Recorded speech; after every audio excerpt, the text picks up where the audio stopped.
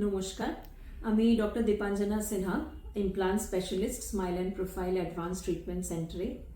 আজকে আমরা dental implants নিয়ে একটু ডিসকাশন করব।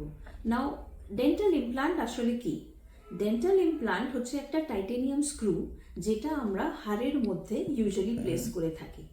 যখন একজন পেশেন্টের একটা দাঁত মিসিং থাকে বা দুটো, বা অনেক সময় হয়তো তার পুরো চোয়ালটাতেই কোনো দাঁত থাকে না, তখন আমরা ডেন্টাল ইমপ্লান্টের সাহায্যে তাকে পুরো ফিক্সড দাঁত রিপ্লেস করতে পারি।